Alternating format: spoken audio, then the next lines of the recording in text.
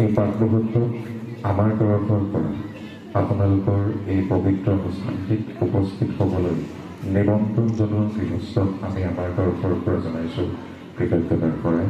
তেওঁলোকক ধন্যবাদ জনাব বিচাৰিছোঁ এইকাৰণে এনে এক শুভ দিনত, এনে এক পূৰ্ণিমা ৰাতি আমাক এই স্থলবৈকুণ্ঠখন প্ৰদান কৰাৰ বাবে আমি আমাৰ নাট্যশালাৰ তৰফৰ পৰা তেওঁলোকক অশেষ ধন্যবাদ জ্ঞাপন কৰিছোঁ।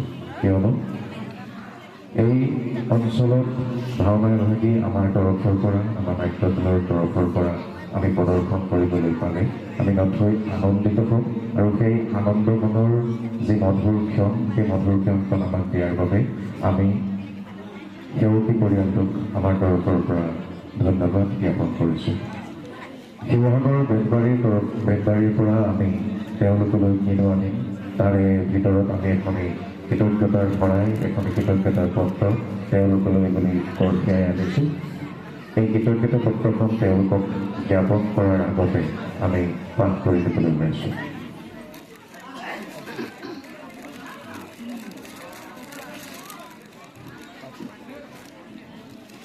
কলাৰ পৃথিৱীত সৃষ্টিৰ নৱতম ধাৰাৰ সেইটো গঠিত ৰংগালয় নাট্যশালা বেতবাৰী শিৱসাগৰ অসম স্থাপিত 2024 চন দিনাংক 1 ফেব্ৰুৱাৰী 2026।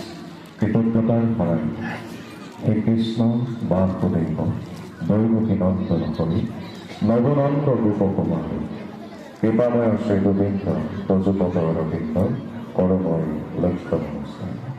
প্ৰতি শ্ৰীমতী অঞ্জলি গগৈ, শ্ৰী চিন্ময় জ্যোতি গগৈ, শ্ৰী মৃন্ময় জ্যোতি গগৈ শ্ৰদ্ধাস্পদেশ ভক্তিভৰা প্ৰণিপাত গ্ৰহণ কৰিব অসমীয়া সাহিত্য সংস্কৃতিলৈ শ্ৰীমন্ত শংকৰদেৱ আৰু তেৰাৰ প্ৰবন্ধ শিষ্য বহাৰপুৰ মাধৱদেৱৰ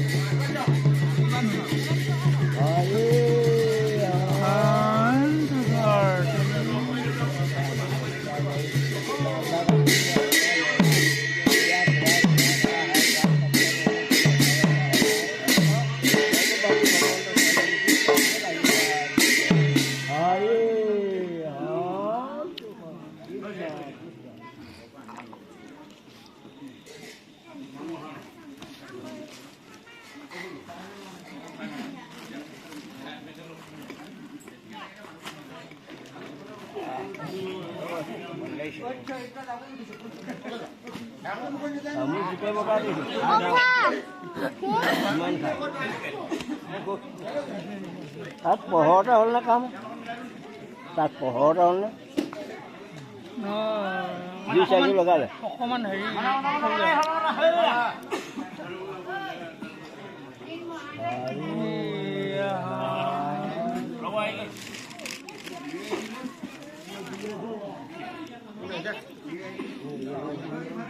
আহিল আহক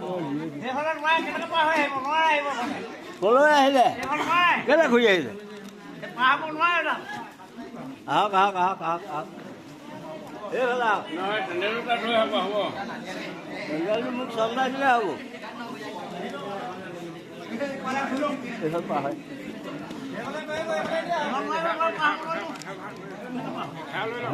আহি ল'ব